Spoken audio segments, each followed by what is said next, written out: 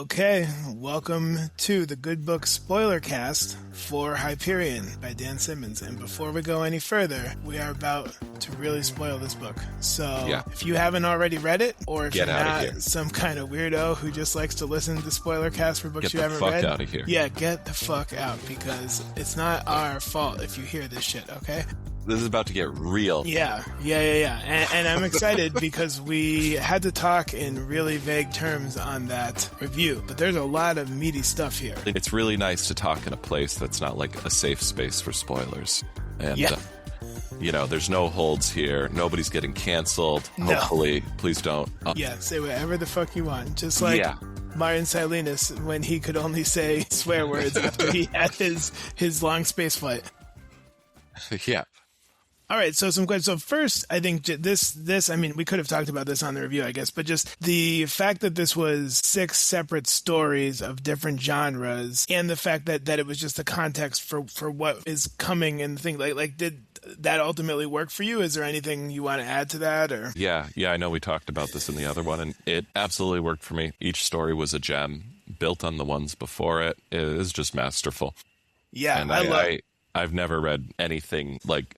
The whole first book is essentially exposition for the rest of the series. Like, that's a crazy thing to do, and he did it, and he made it work. Yeah, I really liked it. I was saying, and I know that this is not what this was, because we were kind of getting everyone's life story, but I really like slice of life movies and books and show. You know what I mean? Like, which again, I know that this wasn't it, but it almost felt like it, because it was like we're getting this like little window into each of these people in this scene. But yeah, I got to the point pretty quickly where I wanted the next story more than I wanted action in the actual plot.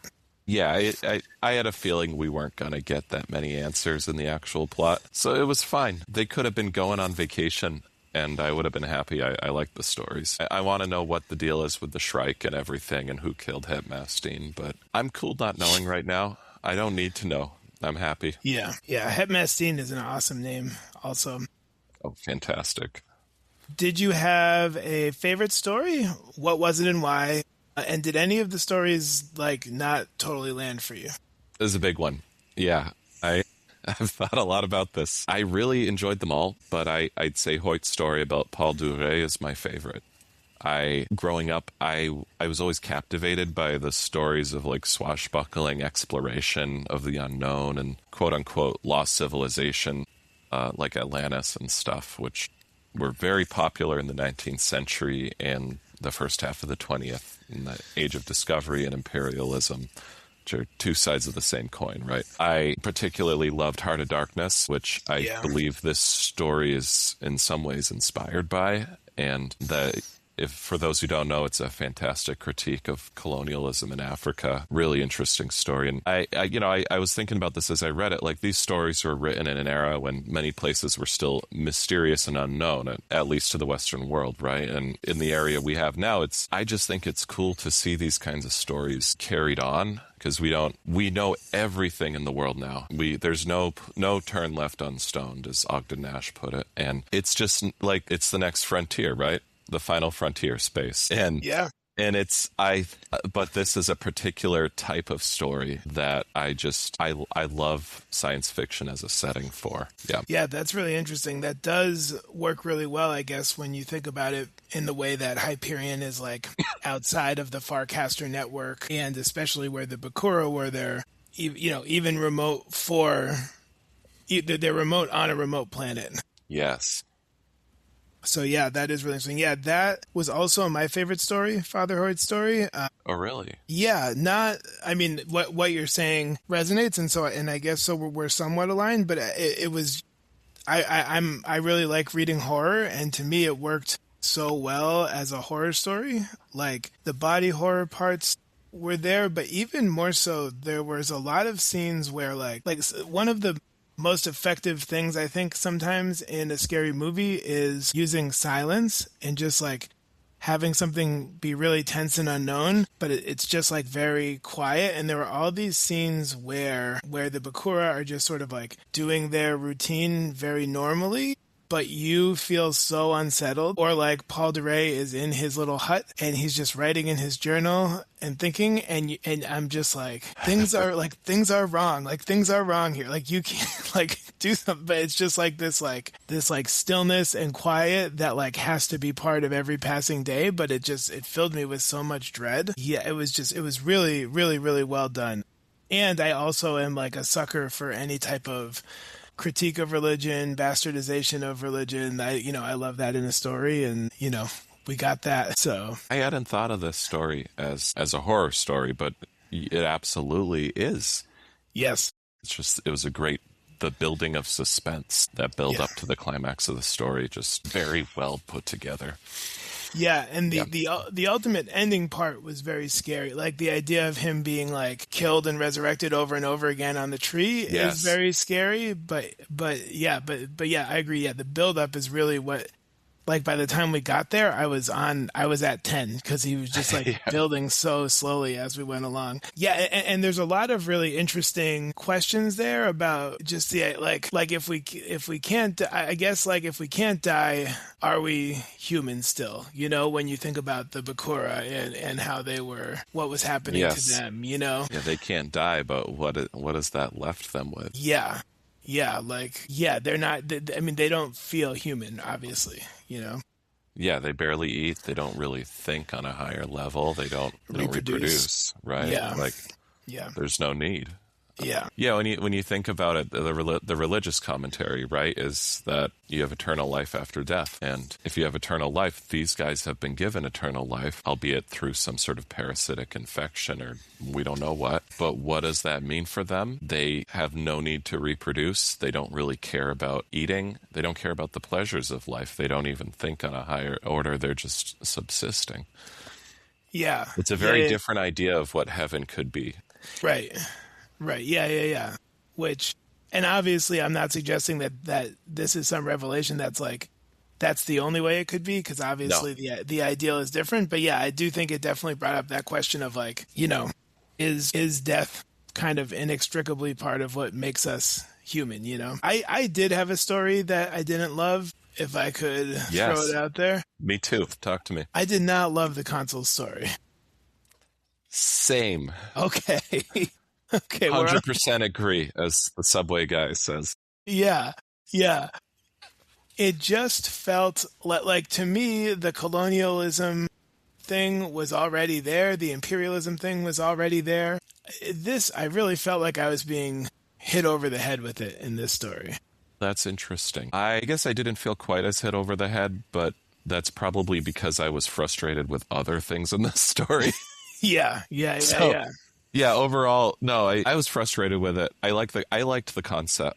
I was thinking more about Marin's story, his grandfather.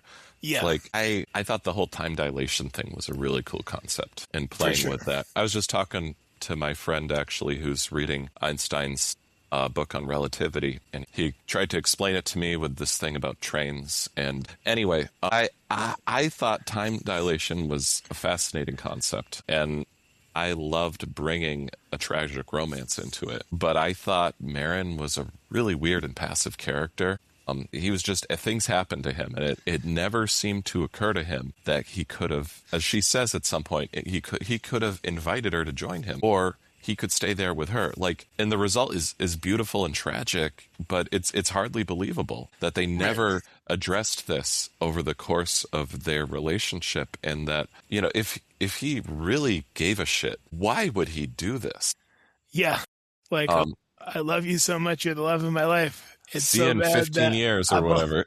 I'm only going to see you 3 more times. Yeah, and it's tragic and very classic and beautiful, but it's just, you can't really care that much about a person if you're not willing to give up your job to... Yes.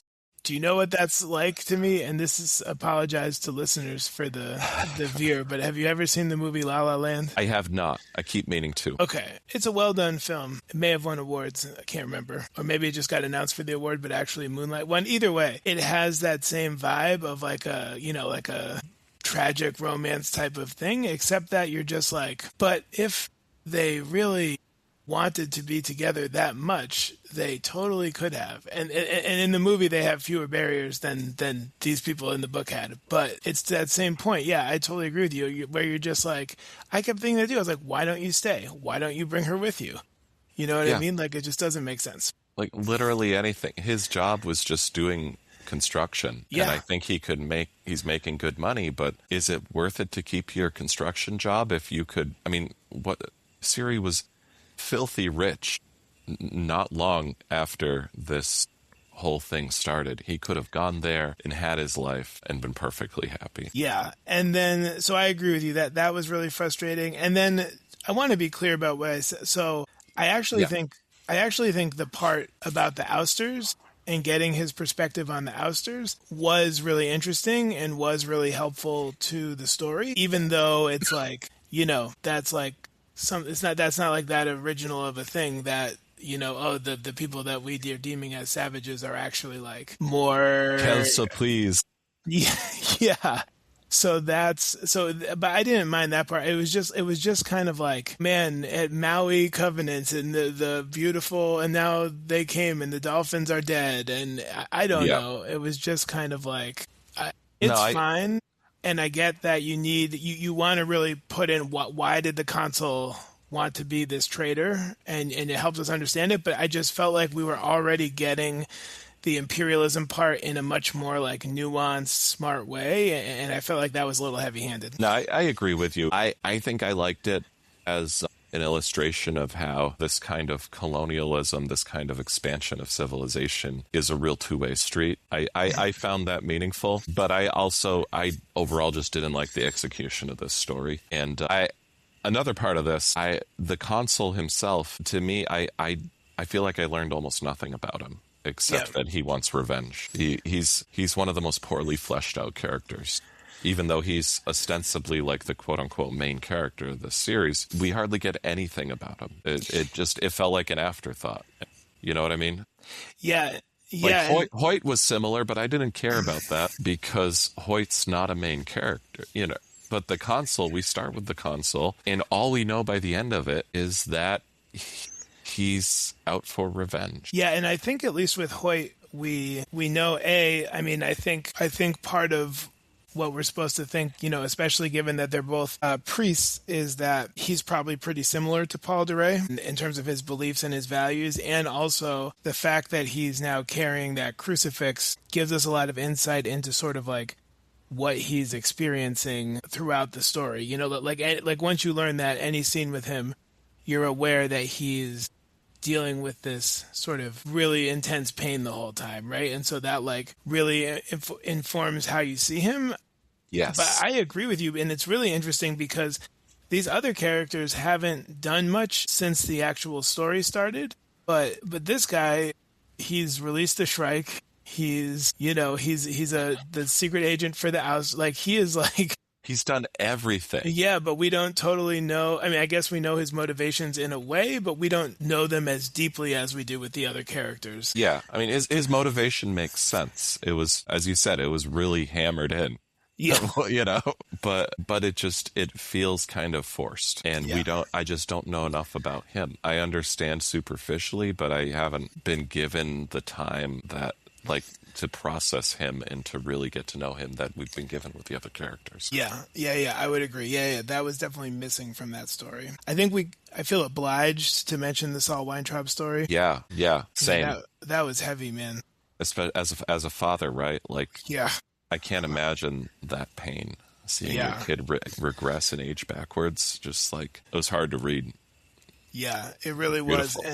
And it would be anyways. I feel like I've read things with a similar idea before, but I've never read it in the way that like they lost all those memories, which totally makes sense that they would. But that really added like this whole other kind of tragic element to it.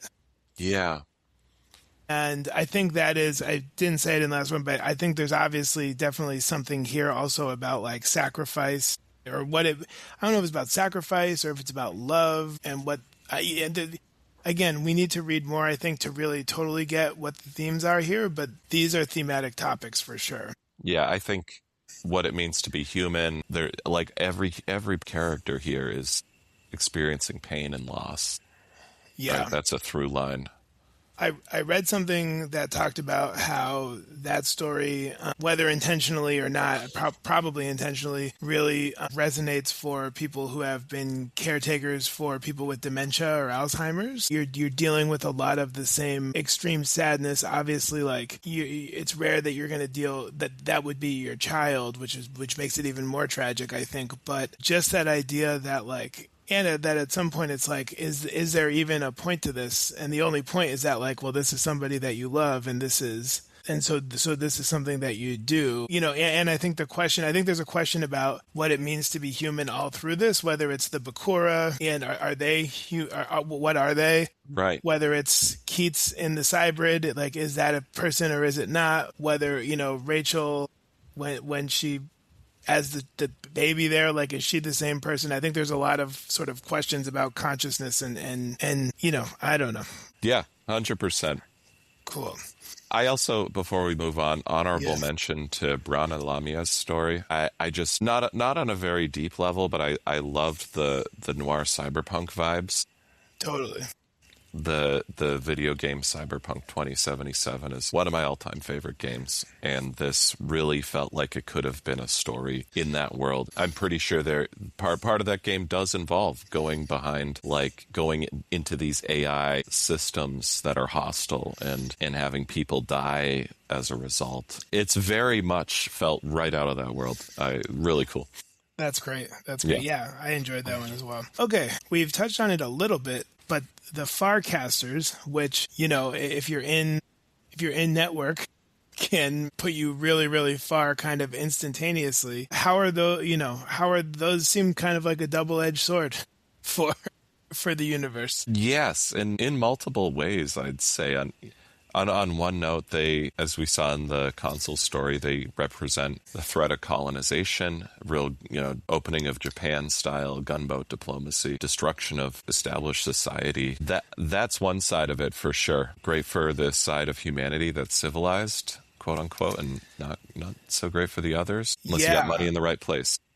Yeah, I was thinking of it, and again, social media, I don't think any social media was around in 1989. I don't think MySpace was, no, because we didn't have the internet. Okay, so there was no social media. Yeah, just pen pals. Yeah. I was thinking about social media, how, like, in a lot of ways, social media, quote unquote, brings the world together in a way that, like, all these people from my past who I don't keep that much in touch with, I can kind of, like, we kind of, like, keep up with each other just through that. In the same way with these Farcasts, like, you can travel to all these places and have all this cultural exchange very quickly, but at the same time, the people with power and influence, it's a real kind of like leveraging tool for them, you know? And even though I know I was just critical of this point in the story, I mean, that did really come through in the console story when they got that Farcaster constructed and, Maui was never the same all of a sudden.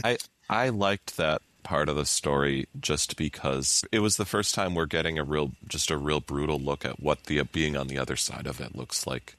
Yeah. So most everybody else was within the system or had come from within the system. And even if I think it wasn't totally unobvious, but it was just real 19th century stuff. Yeah. And this book is very much into the 19th century in Keats in a lot of romantic ways. And this was like, oh yeah, we're back there politically too. Yeah. Like, not much has changed in however many years it's been. Yeah, I did feel like that was maybe a big theme here, a big idea here. Like, that hasn't changed. I was even thinking about how, like, Father Paul Duray was, sent to Hyperion or whatever the term is because he had planted evidence in another planet to show that, like, there was Christianity there before human contact. And I was like, oh, I feel like that kind of thing happens all the time in our world. Yeah. So it was just interesting that, like, we're this far ahead, but, like, a lot of things about human nature haven't changed. Yes. Yeah, I agree. I think that's one of the big themes in the book, honestly. Yeah. Yeah. I'll also, with the Farcasters, I also want to note, like, on a technological level, it's really troubling too, right? Because everybody uses them. They need them for civilization. They really rely on them, but they don't really understand the technology. It's all made by AI and the Technocore. Does that remind you of anything? Yeah. Why don't we jump ahead to the question? Yes. what resonates with you from the book about our current world, and is the hegemony, which claims to be, is colonizing all these places, is it subservient to the technocore? I think when it comes down to it, I mean, the Technicore seems like it needs the hegemony for now, but who knows how long that's gonna last. Like, I think when it came down to it, I would place my bets on the Technicore. Yeah, I mean, just the I mean, like you said, and this is this is a small potatoes example of this, but I remember when we were recording, I don't know, a while ago, one of our earlier episodes, one of the things we talked about before we pressed record was that Canvas was down, and that meant that like all my friends who are professors had students freaking out because they couldn't put in their finals grades, and your wife couldn't put in her finals grades, and you had to deal with a bunch of stuff, and even me as a K-12 teacher, all this stuff. Like, we've made so much of our society reliant on technology so that when it goes down, things have to like pause until it's fixed. But in this case, the Farcasters and the Fat Lines, which are what make all this work, as you said, are created and controlled by the Technocore, and the hegemony basically just has access to it because the Technocore allows it, I think the Keats hybrid says at some point, like, if the Technocore wanted, they could just make it so you don't make it through the portal, and just say it was just, oops, it was a glitch. Like,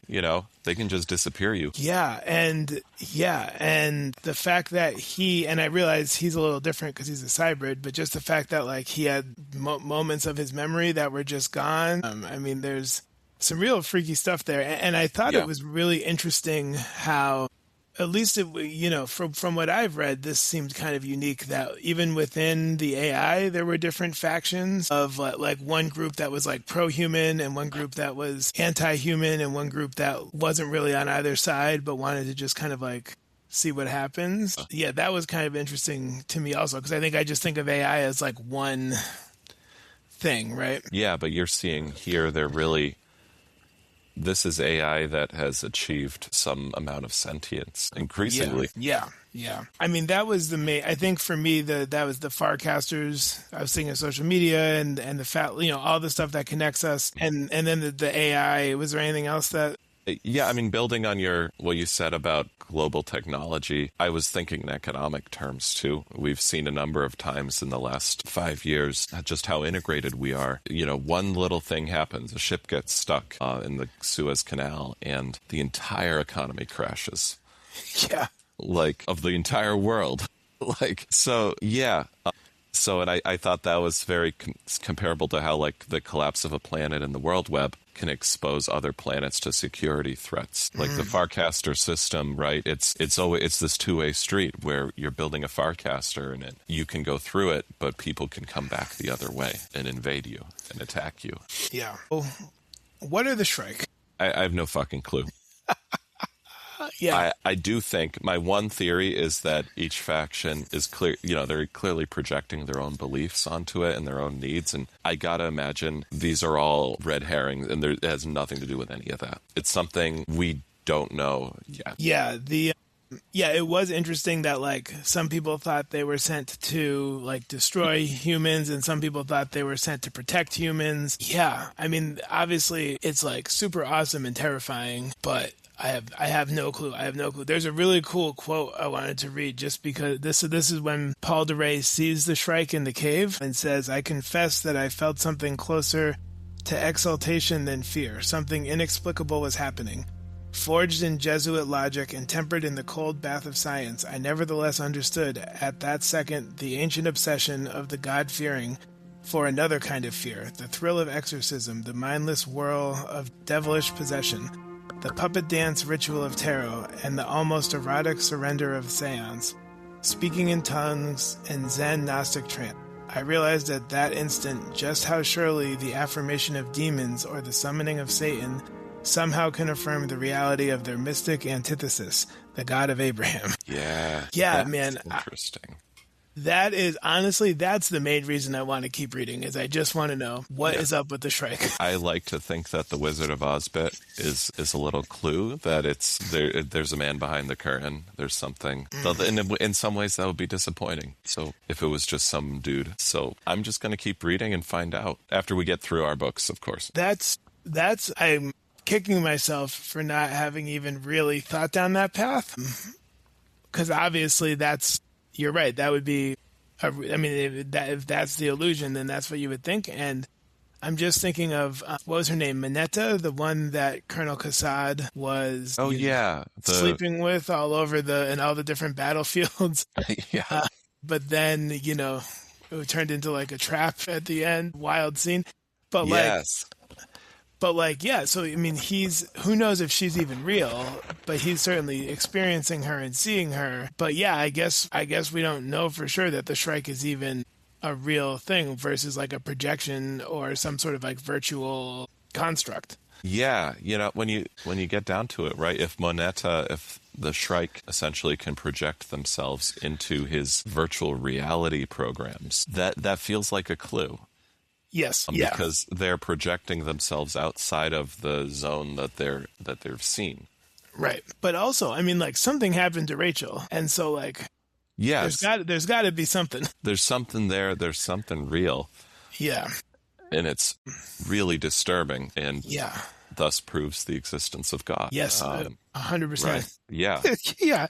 That was, sorry, I did not say, but that in the Salt Weintraub story, I felt like that was when he was just like getting angry and just being like, what kind of God would demand, obviously like these are all questions that we've wrestled with, but I just enjoyed that part. Okay, same. Our last question, I don't have a great answer for it, but why did Simmons center this so much around John Keats? I was hoping you could answer this one because you're an English teacher. Well, kind of. A few things. Keats did die early, and I think there's a lot here about death and mortality and like how to, whether or not someone can be preserved and live on in different ways. And Keats was very into the idea of like full devotion to art and to making things beautiful, like in a way that I feel like we kind of get with Saul Weintraub. Like Keats believed in that like devotion to that above everything else, which I feel like we kind of get from. I'm so sorry, I said Saul Weintraub. I meant Martin Silenus when he, obviously like he wants to keep the Shrike around and murdering people so that he can finish his Hyperion cantos because the Shrike is his muse, his inspiration. And, and the idea that you can like live on through that art. So there's some ideas there. And for listeners, I think just like a few things, like one, Keats is the name of the like capital city and the planet of Hyperion. The name of the book Hyperion is the name of an epic poem by Keats that is called Hyperion. That's about, Zeus and the Titans. And also, like, Fanny Brawne was John Keats's wife. We've got Brawne Lamia as one of our characters. Lamia was another poem. Okay, there you go. Yeah, I read that one. And Brawne Lamia ends up in this relationship with the Cybrid who has John Keats implanted in him, so to speak. And by the end, she then has John Keats downloaded into her. So, that's a lot of Keats in this book. So, obviously Simmons is a fan, but, in terms of what else, I don't totally know. Yeah, I can't say I'm like an expert on Keats in particular, but I know some and I've, thought about it a little bit, but I don't, nothing like is jumping out to me. So I think some of it might legitimately just be like, kind of an homage, but I think some of it also probably is dealing with some of the larger thematic topics that Keats wrote about. I have to imagine that Keats wrote about stuff like humanity and suffering and that kind of thing. Yeah. Because those are such core central themes of this book. What it means to be human, time, stuff about time, I would guess.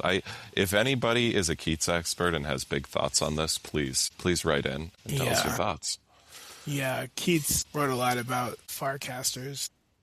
Yeah, that was it. Yes, that's the connection. Fat line connections.